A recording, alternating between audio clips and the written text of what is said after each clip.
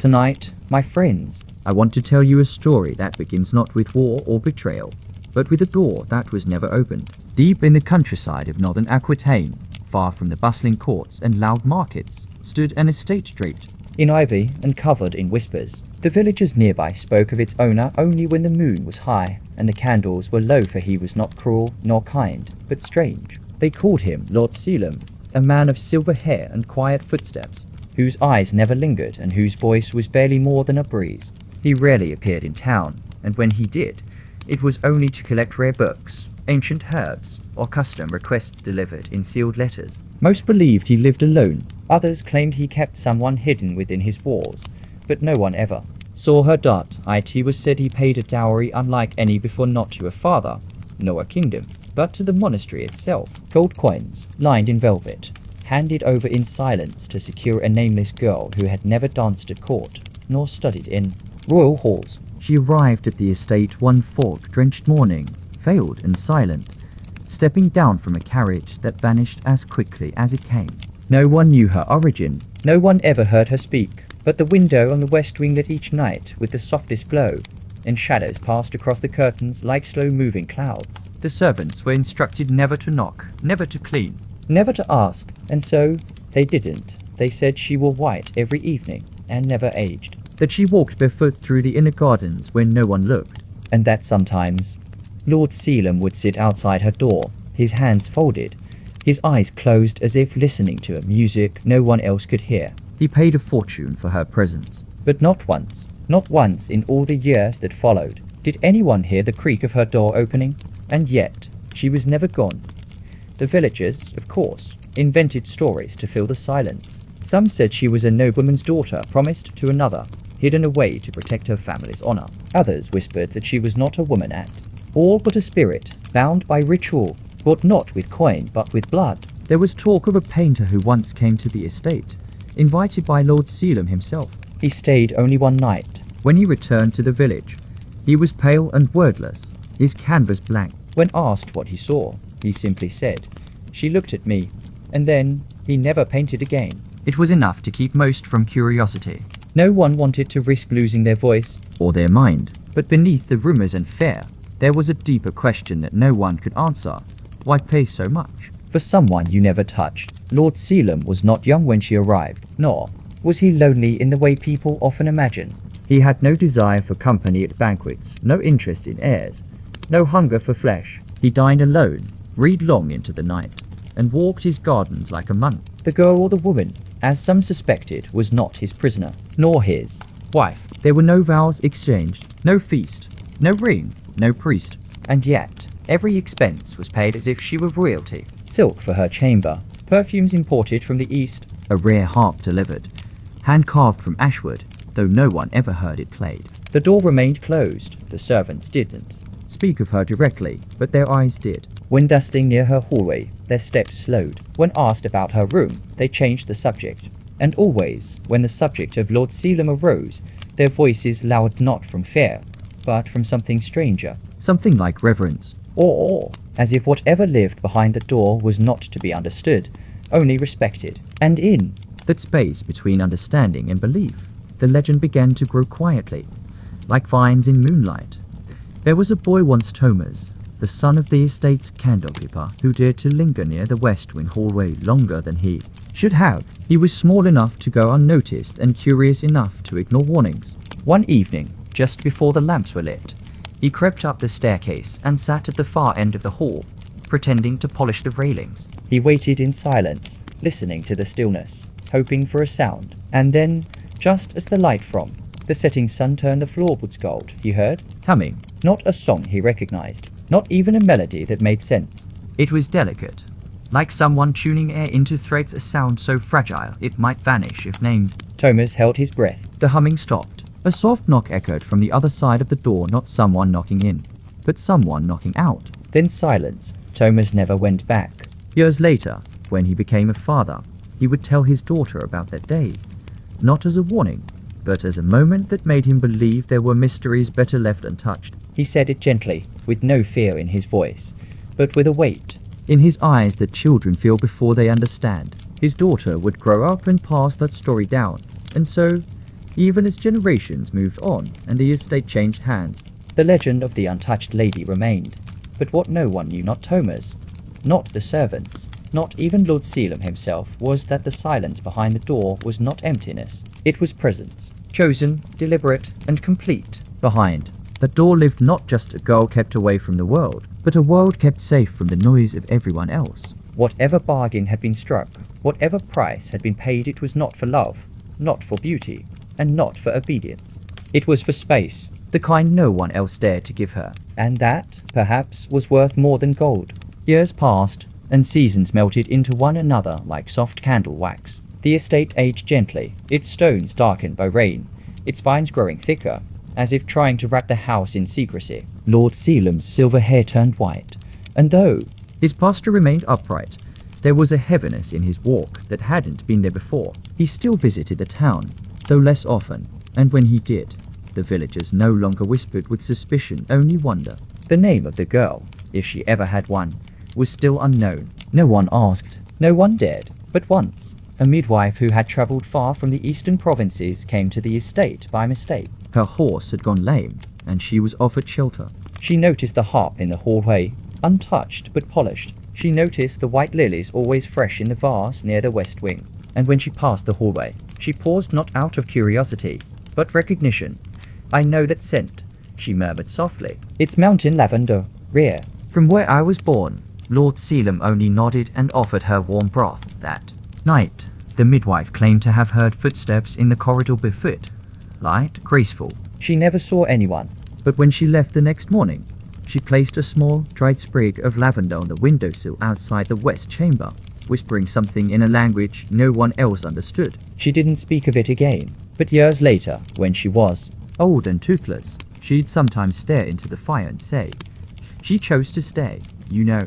Not every locked door has a key on the outside. The staff often wondered if Lord Selim regretted anything, not taking a wife, not building a legacy, not filling the halls with children's laughter. But he never spoke of longing. His days were filled with small rituals. Fresh roses left at the base of the door, quiet readings beneath the window, and once a year, always on the same morning, a single whisper passed from his lips.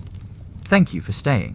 It became a part of the estate's rhythm, her presence, though invisible, felt in every quiet gesture. The west wing hallway remained, untouched by renovation. The candles there were never allowed to burn down too low. The floorboards, always waxed and soundless, seemed to hush even the boldest footsteps. And though Lord Selim aged, his devotion never faded. Servants who had been there for decades noted how he never asked for reports or checked in on the room. He simply lived around it like a river flowing respectfully around a stone it could never move. It wasn't obedience. It wasn't fear.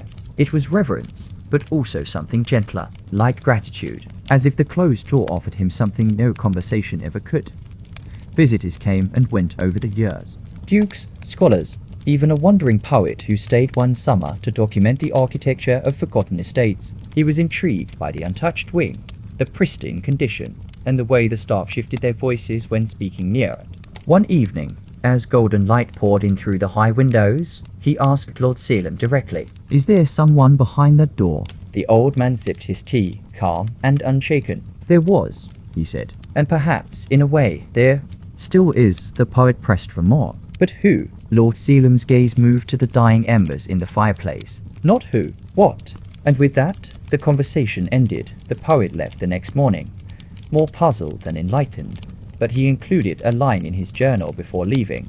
"Some rooms hold more than memory. Some doors protect more than what's behind them." That sentence would go on to appear in a handful of essays, passed among historians who loved mystery, and eventually forgotten like so many beautiful things. But the estate remembered, and the servants, old and new, carried the quiet code: dust gently. Near the door, leave the lilies fresh, never knock. Because whether she was spirit, woman, saint, or something else entirely, her silence was sacred, and her story, though never spoken, was still being told.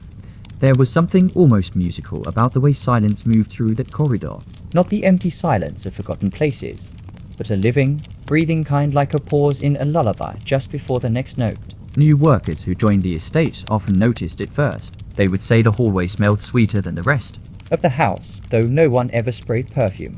Some swore they saw the candle flames flicker without wind. Others claimed they dreamed of soft footsteps, always the same rhythm, soft and steady, like someone pacing in thought. And though none of them had ever seen her, they all agreed on one thing: it felt like someone was listening, not in a threatening way, more like being watched over. Like the house itself had a heartbeat, and it beat loudest near the closed door dot in time. Fewer guests were invited. Lord Selim grew quiet in his final years, often found asleep by the window closest to the west wing. He never moved out of the estate. He never travelled again. It was as if whatever he had been searching for in youth, he had already found, not outside, but within the boundaries of those walls. The servants respected his peace. No one questioned the fresh flowers. No one disturbed the wing. The girl, or perhaps the idea of her, had become part of the estate's soul. A stillness wrapped in silk, held softly in time. And when Lord Selim finally passed, it happened just as the first snowfall touched the hedges. There was no cry, no sudden gasp, just a deep exhale, as if he had been holding something in for years and could finally let go. The staff mourned him quietly. No grand funeral, just a candlelit evening with soft prayers. But the next morning, when they walked past the west corridor, they found the lilies gone, not wilted, not dropped, but missing completely. And on the doorknob, a single strand of silver hair, long, fine, and unlike his. They said nothing, just bowed their heads, and dusted gently around the door once more. After Lord Selim's passing, the estate was placed under the care of a distant relative, a soft-spoken man named Elliot, who had spent most of his life in a library near the coast. Elliot had no wife, no children, and no need for grandeur. When he arrived, he brought with him only 3 trunks, one filled with wool coats, one with old books, and one with ink and blank journals. The estate, in its vast quiet, suited him well. He didn't rearrange the rooms or move the portraits. Instead, he walked the halls like someone who had stepped into a story, halfway through, observing more than interrupting. He found the west wing intriguing, not because it was closed, but because no one seemed troubled by it. He once asked the groundskeeper, an elderly man with clouded eyes and a steady hand, "Is that room ever opened?" The old man smiled gently. "That room opens only when it wants to."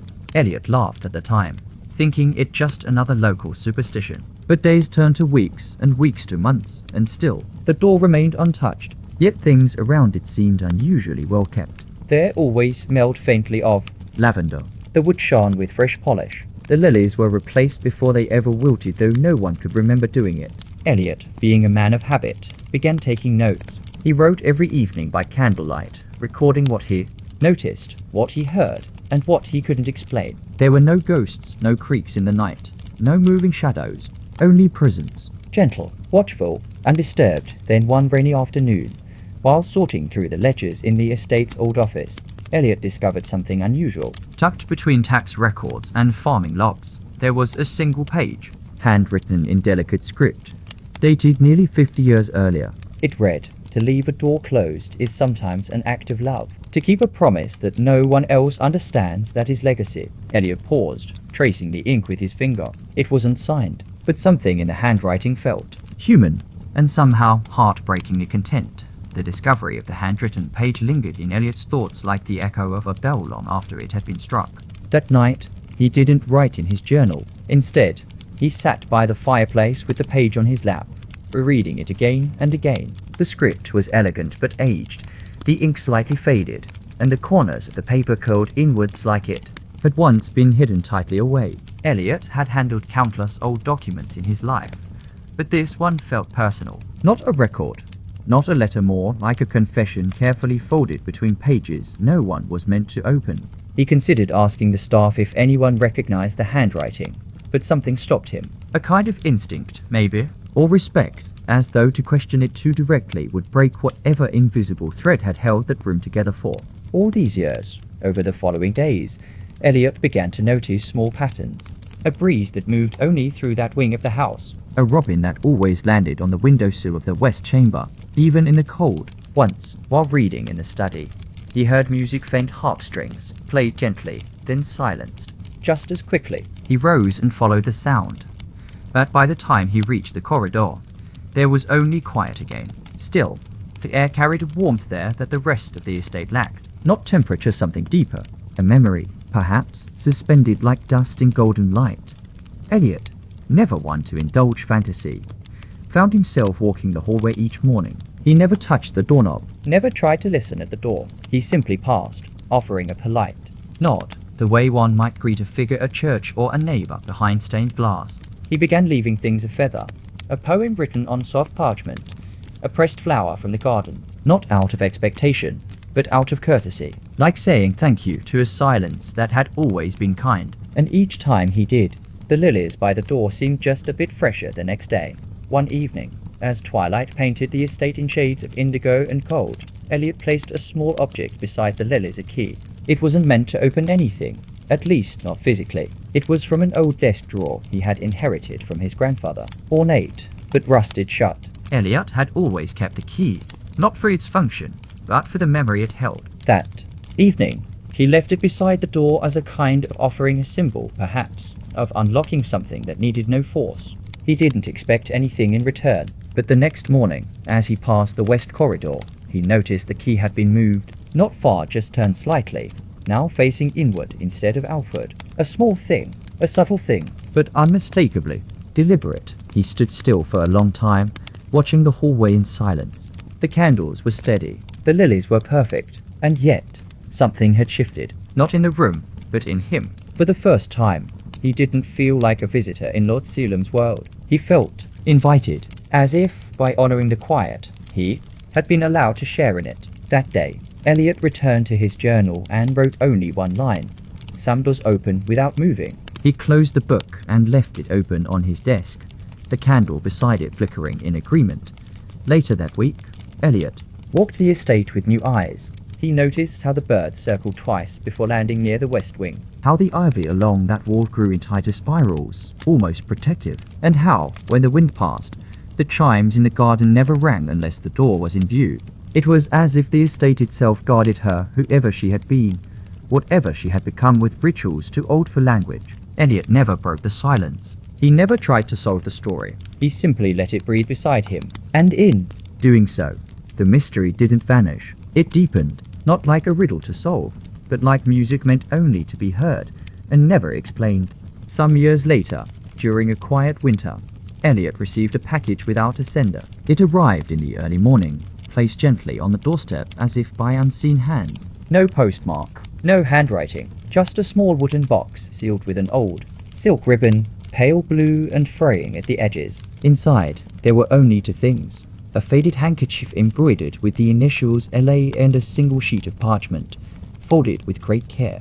The writing was faint, almost erased by time, and the ink had turned to a soft brown, but still, the words waited. Elliot sat by the fireplace, hands warm from the flames, and read it aloud only once. Then he never spoke of it again. The letter wasn't addressed to anyone in particular. No, dear sir. No, to my beloved. It began mid-thought, like someone had been writing in their heart long before the ink touched the paper. If silence is the only way you'll hear me, then let it be louder than my voice ever was. I stayed behind not for duty, but for choice. The words were slow and aching, not desperate, just full, like a voice that had lived long without being asked what it remembered. She wrote of a garden, of music played through walls, of a love never named aloud, but honored every day in the way she stayed. There was no bitterness, no regret, just the quiet knowledge of a woman who had made peace with the shadow she chose. One line stood out, trembling in its stillness. The door stayed closed because my heart was never ready to walk out. Elliot read that sentence 3 times. He could see her not clearly, not like a painting or a face in a dream, but in fragments. A braid tucked beneath a veil, a candle held at chest height, a smile that lingered not on lips, but in the corners of a room. Whoever she was, she had left more than a memory behind. She had left an imprint delicate, like a pressed flower between centuries.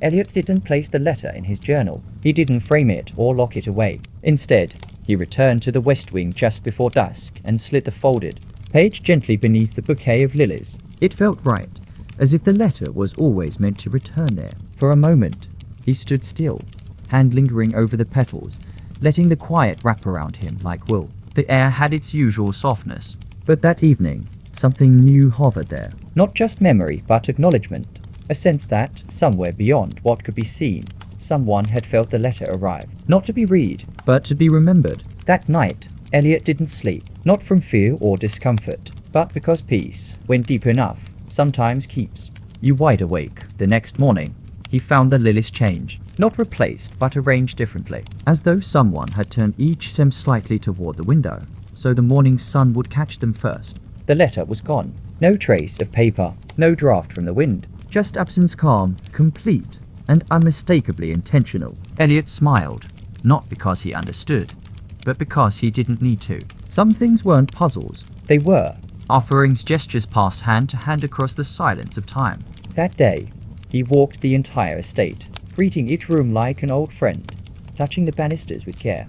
Pausing at every threshold, he began placing one candle each evening at the base of the west wing door. Not lit, just present. Some nights, he'd find it turned slightly. Other nights, untouched. It didn't matter. What mattered was the ritual, the gentle way he chose to honor someone who had once been invisible and now felt as permanent as stone. Visitors to the estate often asked Elliot about the locked wing, hoping for a tale of ghosts or forbidden love. He would smile politely and say, "She's still there," and when they asked who she was, he'd look toward the lilies and reply, "The one who never left." As seasons passed, Elliot's connection to the estate deepened, but not through ownership or duty. It was something else, a quiet companionship between man and place, stitched by time and reverence. The west wing became less a mystery to him and more a presence. He began to notice how light filtered through that corridor differently, especially near sundown. The shadows weren't darker, they were softer, as if wrapped in memory instead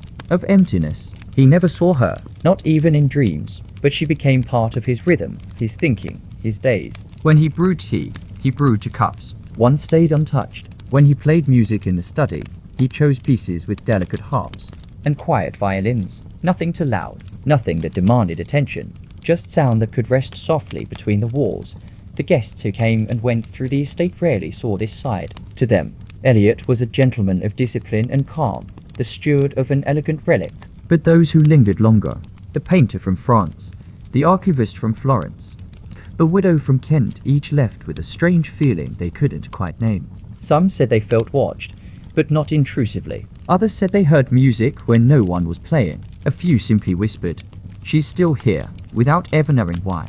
Elliot never confirmed anything. He only ever smiled, folded his hands and said, "Some houses are still listening." On the anniversary of the letter's arrival, Elliot found a single white feather at the base of the door.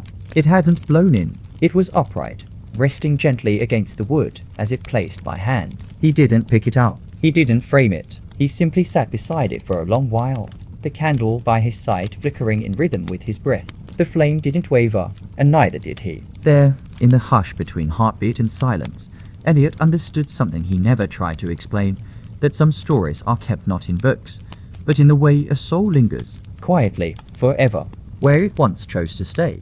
That year, autumn came early. The leaves around the estate shifted into color before anyone expected. Amber, rust, deep gold, like the trees were remembering something before they let it go. Elliot felt it too, a kind of ache that wasn't sadness, but tenderness. Each step through the corridor sounded softer, as though the house had taken a breath and decided to walk gently with him. On the morning of the anniversary, he rose before the sun. No reason, just a feeling the same, kind that used to pull him toward the lilies, or draw him to the west wing without a plan. He dressed slowly, carefully, and placed a small ribbon in his pocket. Blue, faded, just like the one that once wrapped the letter. He didn't expect anything to happen. He just wanted to be present if it did. He walked the gardens first, letting the dew kiss his shoes, watching the fog curl low around the statues like old friends returning.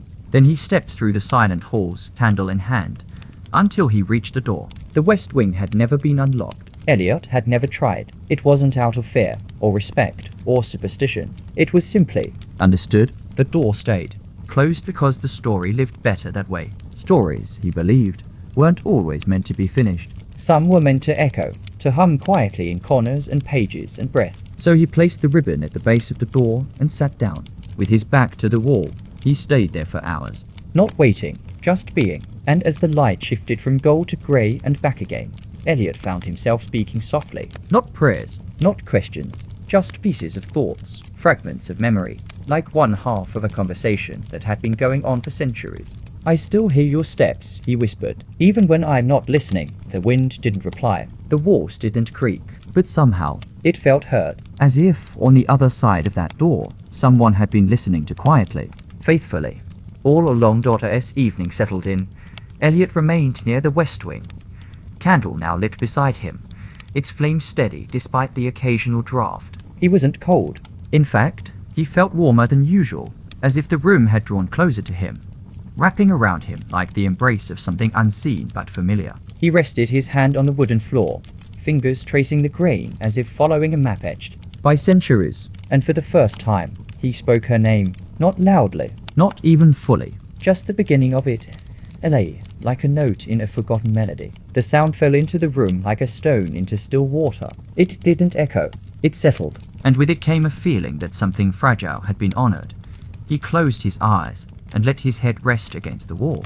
Images came unbidden, not like dreams, but like old photographs, worn at the edges. He saw her walking down a long hallway, veil floating just above her shoulders. He saw a quiet library where her fingers once touched the spines of books, but never opened them. He saw her seated by a window, face half turned toward the light, reading letters no one knew she'd written. These were not memories of his, but they belonged to the house, and the house had chosen to share them. That, to Elliot, was more sacred than truth. There were footsteps once that night. Not heavy, not fast, just one set, soft and deliberate, moving down the hall beyond the door. He didn't open his eyes. He didn't need to. Some things he had learned were best understood by not questioning. When the steps faded, he simply whispered, "Thank you," and then, for the first time since he had found the letter, he stood and gently walked away. He left the candle burning, he left the ribbon untouched, and as he moved through the quiet halls, he felt something lift, not gone, not erased,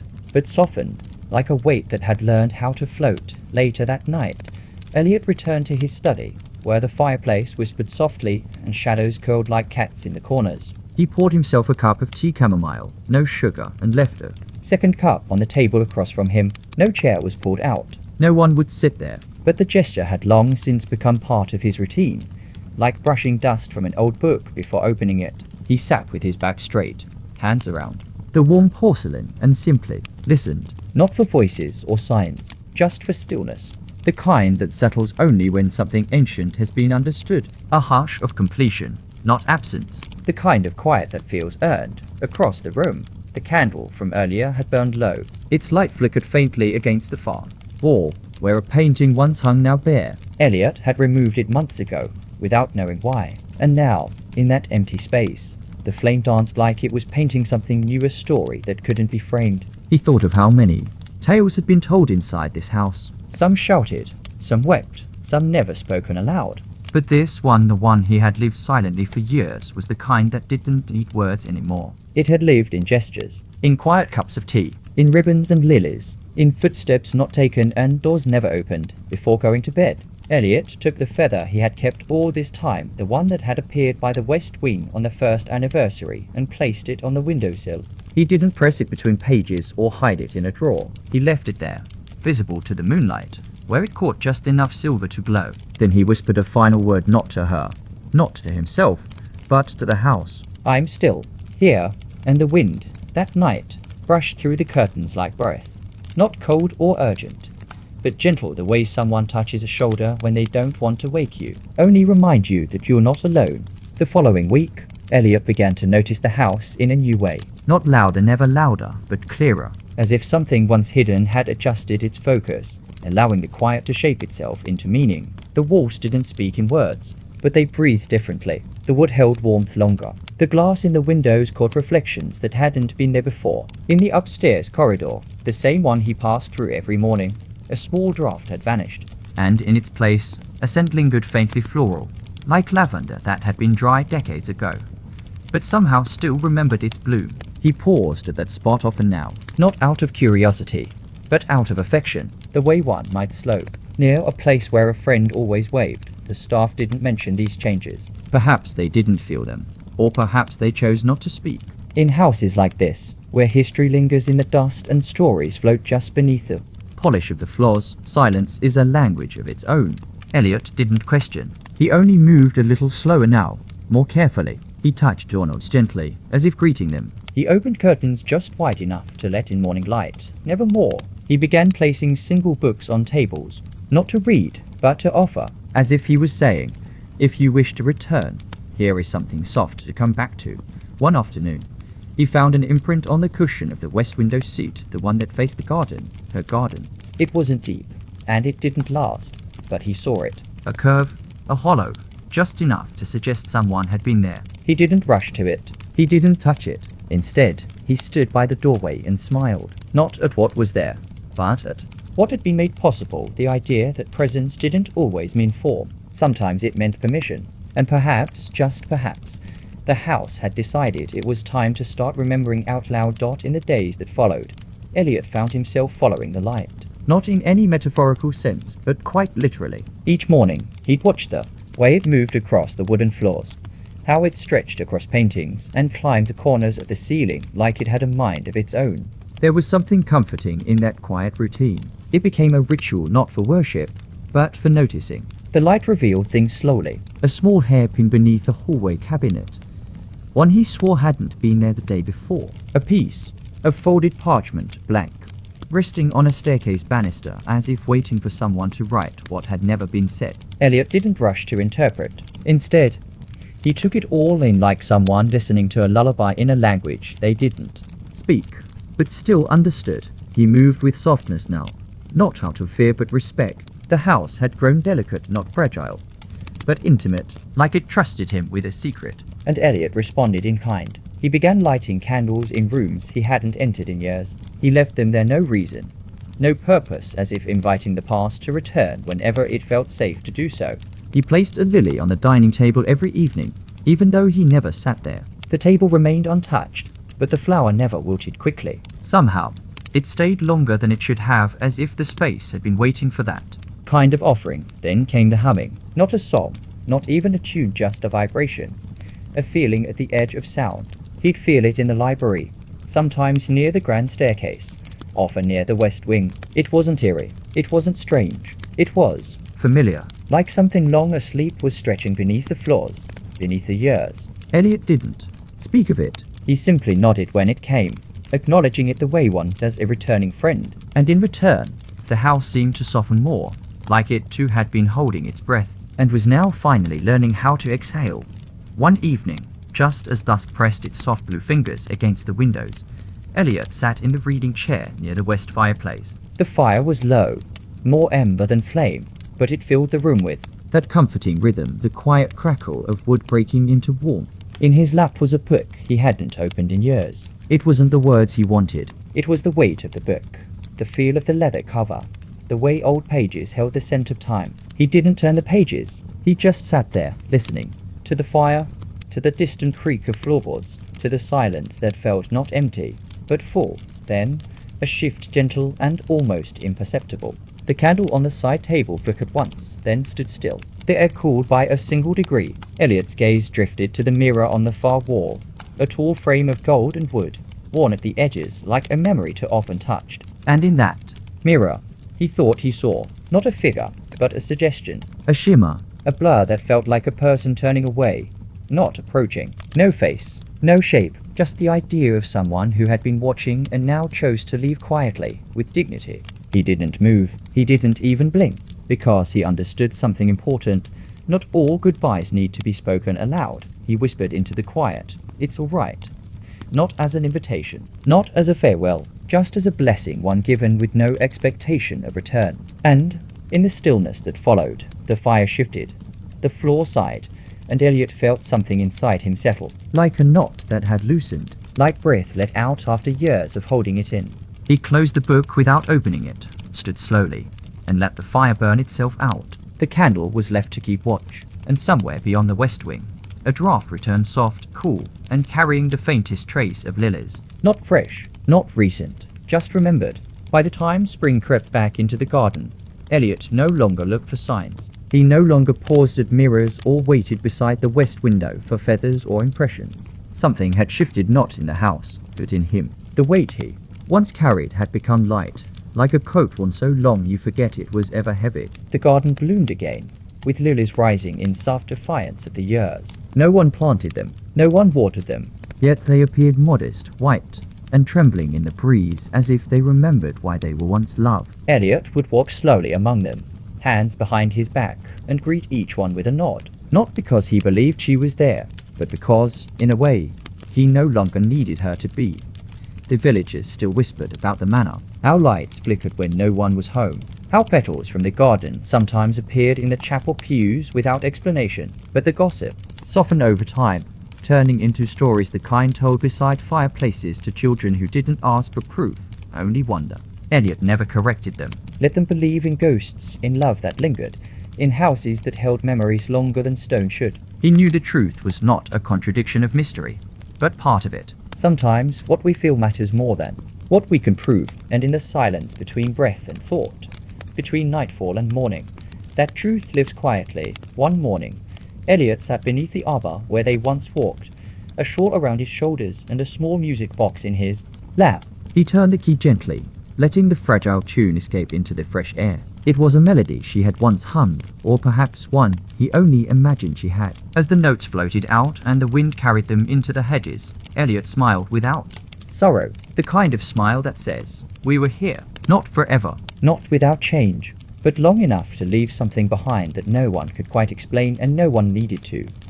That afternoon, Elliot returned to the western wing, a part of the house he hadn't entered in weeks. It was still as he remembered, the air a little cooler. The dust settled like snow on forgotten furniture. The curtains hung undisturbed, their threads catching light in the smallest ways. He walked without purpose, not searching for anything, just following the quiet. His fingers trailed across banisters, the grain of the wood greeting him like an old friend. As he passed the grand mirror, he didn't stop, not because he feared what he might see, but because he no longer needed reflection to confirm presence. Presence, he had come to learn, wasn't always a figure or a voice. Sometimes it was simply the absence of emptiness. In one of the back rooms, he found a drawer half open. It hadn't been that way before. Inside, a single item, a small embroidered handkerchief, aged but preserved, its lace still intact, its initials faded yet tenderly familiar. He held it like it might disappear if touched too quickly. It smelled faintly of lavender or memory. He pressed it to his lips, not in grief, but in thanks, for the life shared, for the moments too quiet for history books, but loud enough to echo through wood and breath. Then, just as gently, he placed it back. Some things, he realized, didn't need to be carried forward. They only needed to be acknowledged, honored, and returned to rest. Before leaving the room, Elliot opened the window just slightly. The wind slipped in, circling gently before settling. It stirred the curtains, ruffled the papers on a desk untouched for years, and swept past him like a sigh. And in that breeze, Elliot felt something loosen once more. The house wasn't haunted, it was remembering.